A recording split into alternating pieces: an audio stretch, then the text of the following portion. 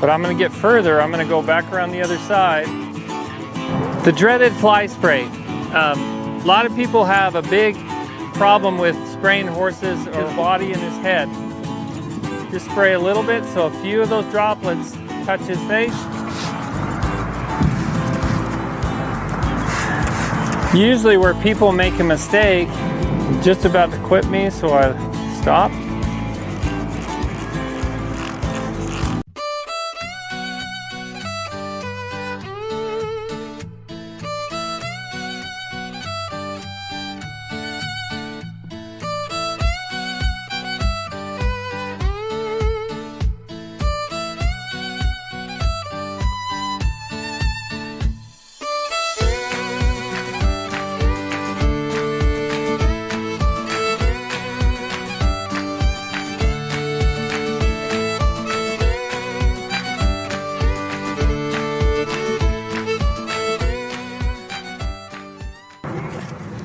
This is about where he can tolerate. So about halfway between his side position and his shoulder position. So once he gains enough confidence, then you do want to spend more time on this right side.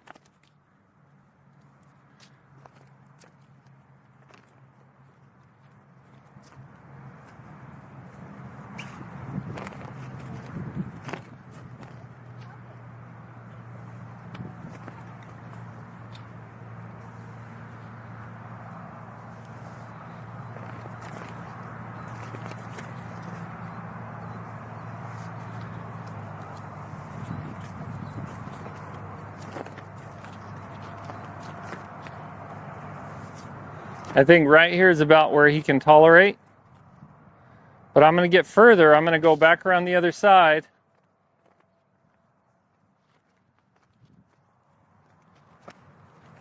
See if I can get even further behind him. Remember, twice, do it twice on each side at a minimum. That second time just really reinforces what he's learned. First time, he starts to get it. Second time, reinforces it. Next day, he'll be much better. In most cases. Now, you mentioned, Danny, that he seems like he starts over from ground zero the next day, or from square one or whatever.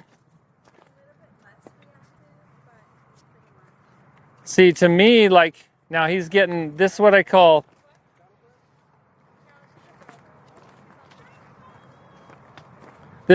distracted spooking. So the horse walks up and then he started getting nervous. And there's nothing wrong with that. If horses will even, let's say they get bothered by a fly, he might reach down and scratch his leg because of a fly. And I'm doing the exact same thing. And then he spooks when he wasn't spooking before. It's what I call distracted spooking. So his mind gets distracted for a split second.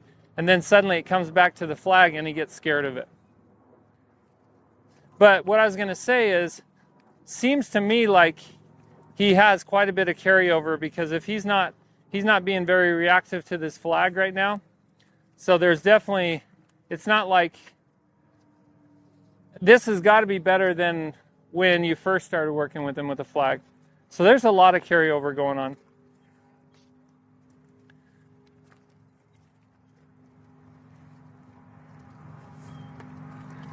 This is the hindquarter position, so I'm officially at the hindquarter position now. That's as far as he can tolerate today. But eventually, tomorrow I would get to the right directly behind him.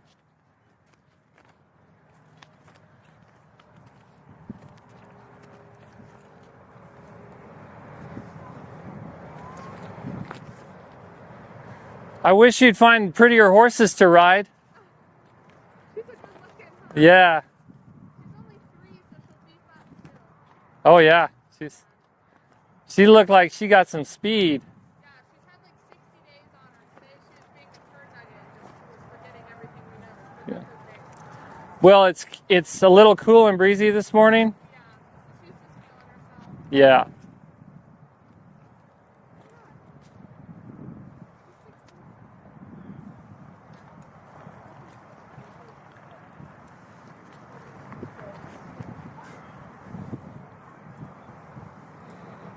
Great job, Zuko. Doing really well.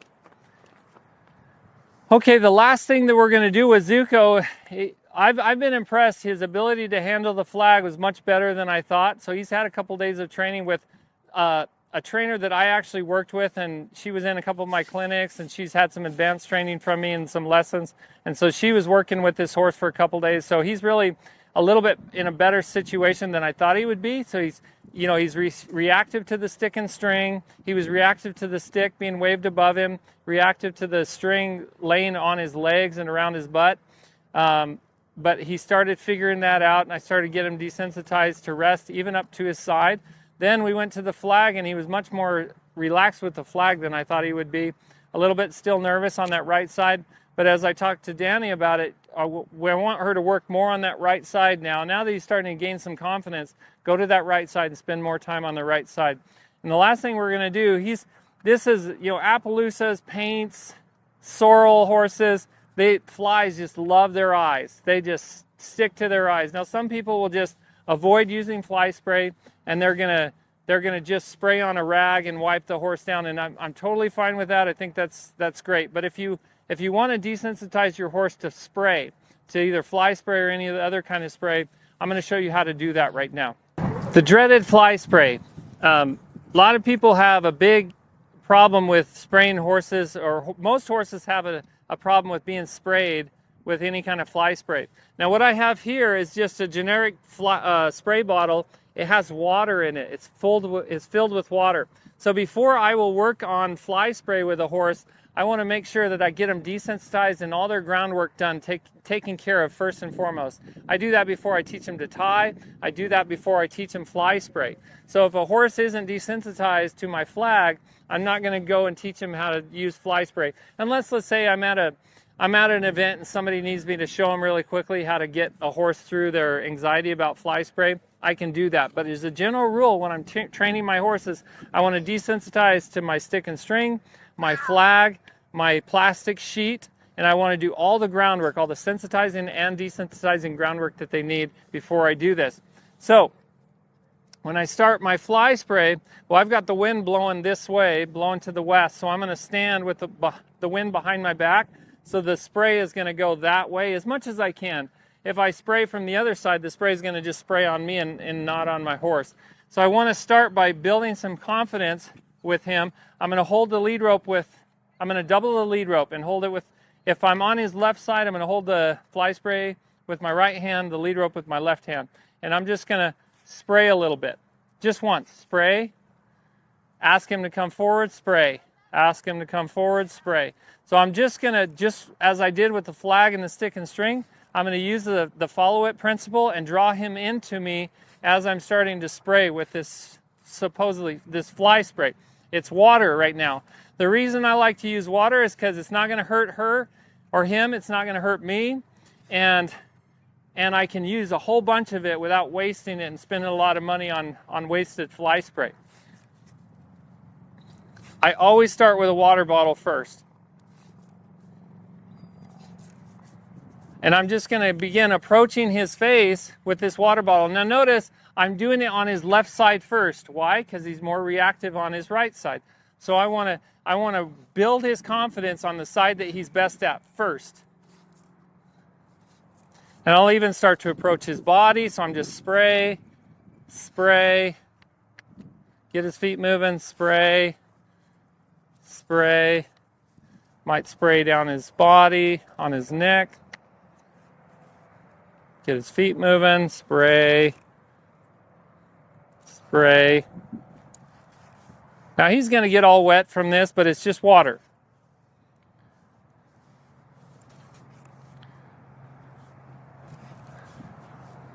And there's some horses like your off-the-track thoroughbreds, your Arabians that can be super, super reactive to this. So this can be used for any of those horses. Now I'm going to approach the other side. How do I do it? Change my hands, put the fly spray in my left hand, the lead rope in my right hand, and I'm drawing him into me. And I'm going to start by spraying out here so he just gets used to this sound.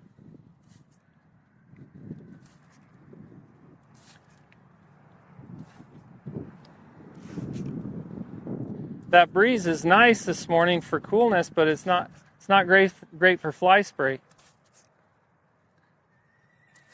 Then I'm going to start to approach his body and his head. Just spray a little bit so a few of those droplets touch his face, and then release. In most cases, I can get a horse to completely relax to this fly spray if I just use this technique. Once I feel like he's pretty relaxed to it, then I'm going to allow him to stand still, and I'm going to start to do it while he's standing still. But there's something about getting him to move his feet forward that really helps build that confidence early on. So I won't just start out by asking him to relax the fly spray standing still. I'm going to move him forward towards me. Now, you might have a horse that's super reactive to this. He's not real reactive, crazy reactive like some horses are. And if you just got to be careful, because they might get spooky and bolt from this fly spray and literally try to run you over. You're their comfort spot. You've taught them to sensitize and desensitize on the ground. So if they get scared, they're going to come running right at you. So be careful about that. Stay on the side. I try to stay at the shoulder position as much as I can while I'm doing this. Now he's relatively relaxed there, so I'm going to start. He's licking and chewing. I just take that away completely. Rub on his wet face. Oh, cute. Now I'll start with him standing still, approaching, retreating, approach, retreat, approach, retreat, approach, retreat, approach, retreat. I'm trying to quit him before he quits me. You see him start to move that right foot. So I'm using the same principles I did during desensitize to rest, and just using a spray bottle with it.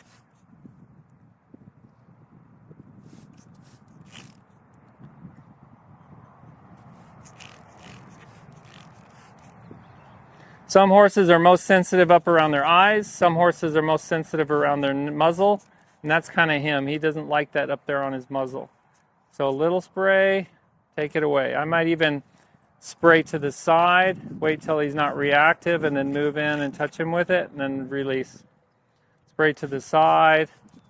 I'm going to wait for him to relax a little, and release. Spray to the side, touch him with it, and release.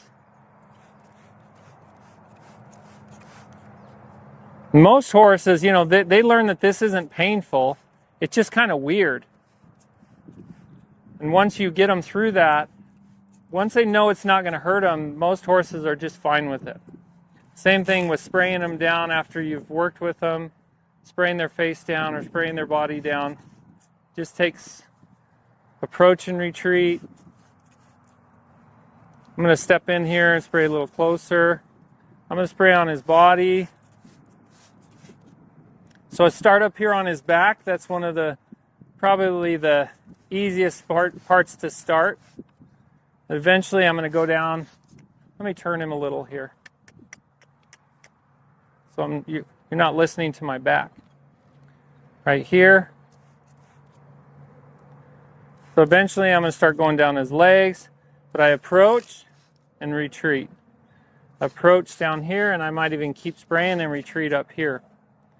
Start at the top, approach the bottom, go back to the top. I don't have to worry that I'm wasting fly spray or that I'm drenching him in fly spray because it's just water.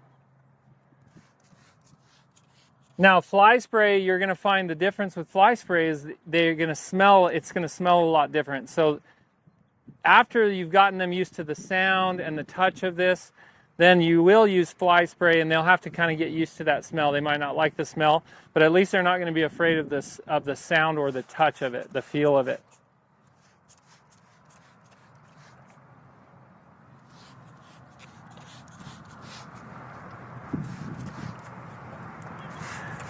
Usually where people make a mistake when they're teaching horses to be okay with fly spray is they just come right in, starts to spray, they spook the horse, and then they take the spray away. So the horse does this, freaks out, then they take the spray away and say, my horse is terrible at fly spray. And so it's real easy if you just use that approach and retreat and just build their confidence. It's a lot easier to get them to be okay with fly spray. Now, if he were to leave me right here and just start to walk, I'm going to draw him into me just like I would during desensitized to rest. And horses that are sensitive like him, he was sensitive to the string being flipped around his legs. So it doesn't surprise me he's a little sensitive to the feel of these water droplets hitting his body. He's a real sensitive little guy. Big guy, sorry, big guy. He's got little man syndrome. Get down his leg. Now, as I approach the back legs, I'm going to lengthen my lead rope just a little bit, but I want to keep my lead rope in my hand. If I need to, I'm going to turn, I'm going to bend him towards me, bend his head towards me so that his hips go away from me. And when I approach the leg, it's kind of the same approach I will use if I'm going to teach them to pick their feet up for the farrier. I'm going to approach kind of at this angle so I don't get kicked. Approach, retreat, approach, retreat. Take the time you need to do this. So if you're in a hurry, just use a rag and wipe your horse down with fly spray. But if you want to teach your horse to be okay with fly spray, take an hour out of your day, make sure you plan at least that much time and just start working on this. But remember, do your flag, your stick and string, and your plastic sheet first before you start working on fly spray. That's how I would do it. Now I'm kind of able to spray everywhere and he's not really flinching. He's a little bothered up around his head. Release. So his body is quite a bit better than his head, which is normal.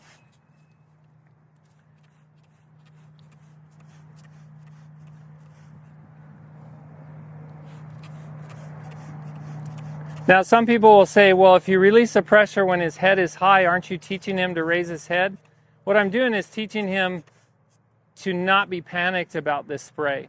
So once he stops being afraid of the spray, he's going to lower his head. He's going to relax. I'm not teaching him to raise his head. I'm teaching him that eventually I'm going to take this away from him. Now he's licking and chewing. Now, if I didn't keep working him through this, and every time I sprayed and he raised his head and I stopped spraying, yeah, that eventually he's not going to get better at it. But you see how he didn't raise his head right there? Now I'm getting closer to his muzzle. He's raising his head. He's like, I don't like that little tickle on my lips. Release. So now I'm starting to ask for a little bit more. I'm spraying longer.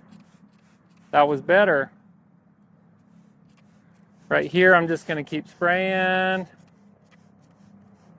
Now I might wait till he starts to lower his head a little bit. Right there. Good boy. Good boy. So ticklish, huh?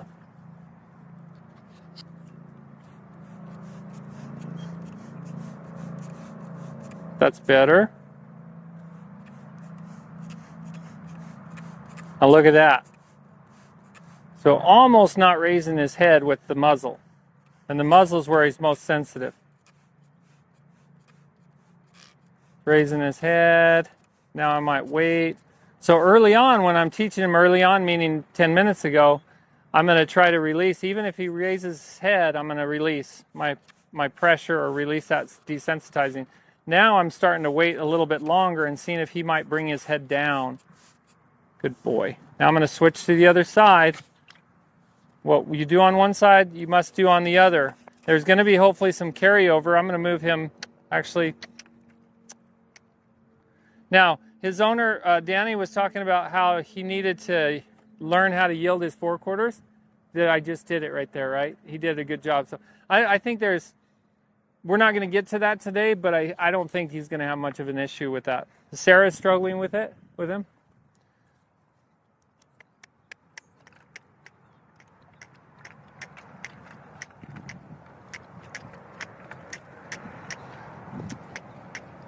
Right?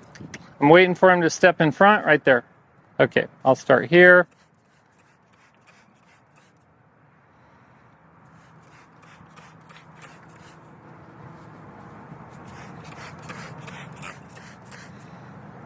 Now I'm going back for that second round. I want to make sure that he's good on both sides twice.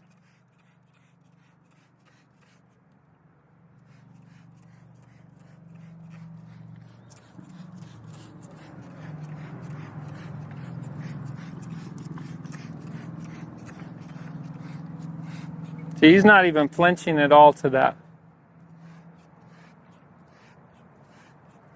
So his body is really good.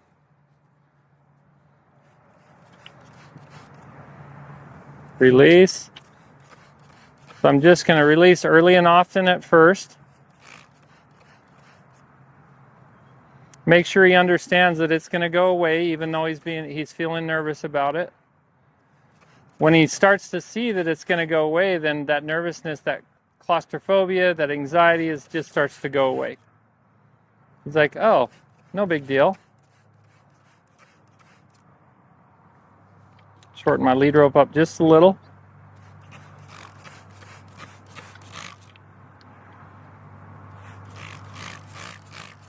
A lot of approaching and retreating. Approach and retreat.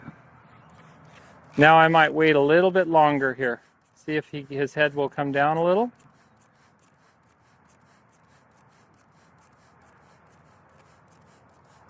Right there.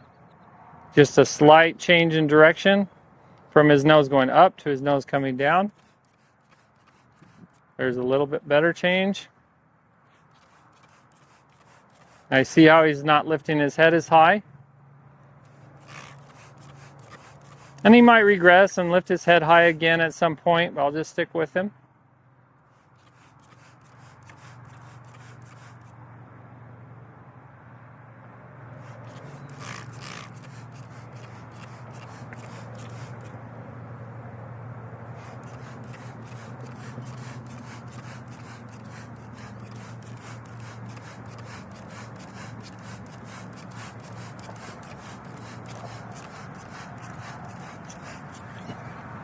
Another benefit of changing sides is you get to relax one hand.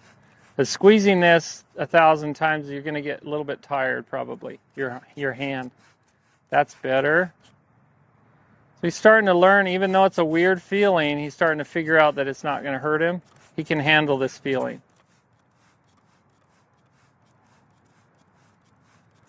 Look at that cute smile. Look at that cute smile. I'm just going to wait.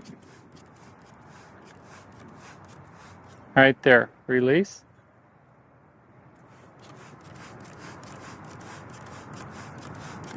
Just wait on him. Release. So I'm waiting for him to relax just a little bit. Just a little bit of relaxation. And then I'll take it away. Right there. That was much better.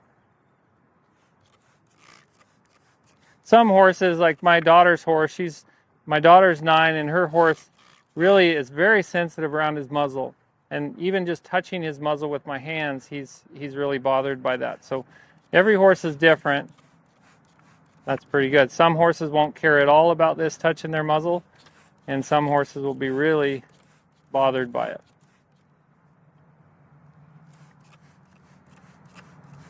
All we need is some shampoo and we got a bath.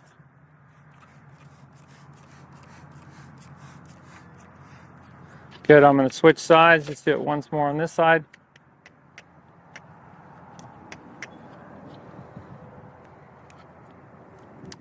He's a little nervous, so I'm going to draw him into me.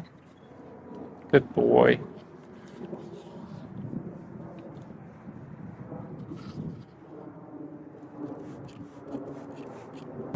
He's just about to quit me, so I stopped.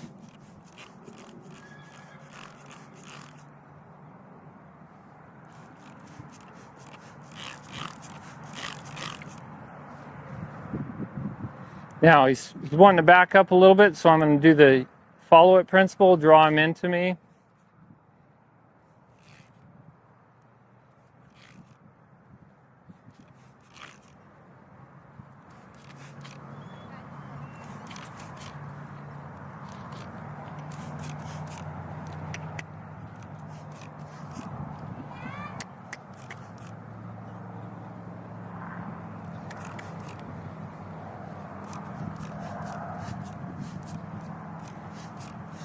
Let him stand and relax. Good boy.